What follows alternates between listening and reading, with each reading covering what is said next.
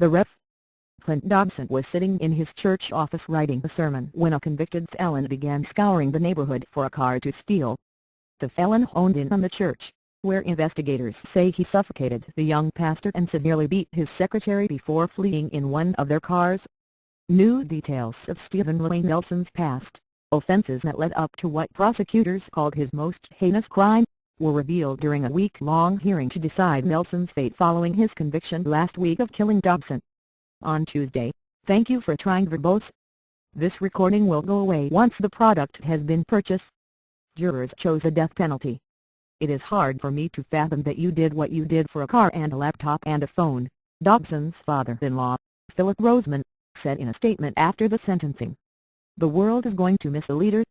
It's sad to know all the people that won't be helped because Clint is not here.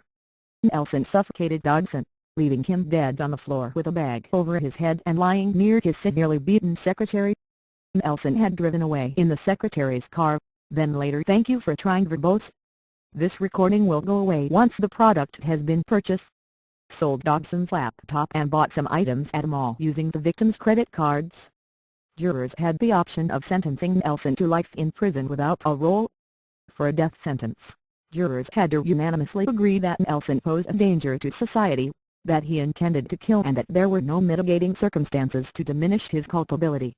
The 25-year-old Nelson showed no reaction as his sentence was read. He was later heard yelling after he was taken to a holding cell, where he broke a sprinkler head, causing flooding in the thank you for trying verbose. This recording will go away once the product has been purchased. Courtroom shortly after most people had left. 3 days before the murder, Nelson had been released from a court-ordered anger management program, part of a deal with Dallas County prosecutors after he was arrested for aggravated assault on his girlfriend. He earlier had served time behind bars for a 2-year sentence for theft, and spent much of his teen years in juvenile facilities after committing various crimes. Dobson had taken a considerably different life path. The 28-year-old had done missionary work and had big plans for North Point Baptist Church in Arlington, about 15 miles west. Thank you for trying verbose. This recording will go away once the product has been purchased. Of Dallas. The young minister was known by friends and relatives as a generous, helpful person who also had a fun-loving side.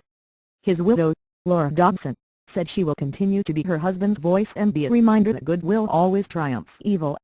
I refuse to let you get the best of me, she told Nelson in the victim impact statement after the sentence. You have wrecked so many lives that nobody will want to remember you after this. Nelson had denied killing the minister, blaming two friends. Thank you for trying verbose. This recording will go away once the product has been purchased. For the crime, he said he stayed outside and only came into the church to steal a laptop. He admitted stepping around Dobson and the secretary on the floor to get the laptop, but said they were still alive when he was there. Blood from both victims was found on a pair of Nelson's shoes, and stubs from his belt were found at the church, according to testimony. Prosecutor Bob Gill said Nelson's violence didn't stop as he awaited his murder trial, and that he fatally strangled an inmate with a blanket. Nelson hasn't been charged and thank you for trying verbose. This recording will go away once the product has been purchased. That death. Now you know why the state decided to seek the death penalty, Gill told jurors. That's all that can be done here.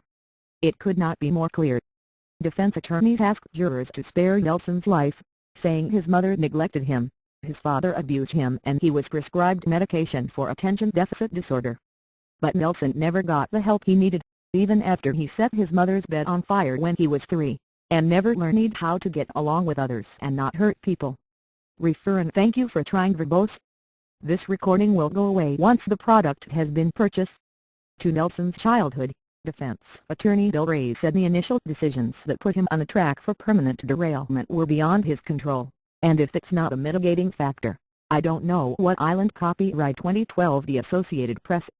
All rights reserved. This material may not be published, broadcast, rewritten or redistributed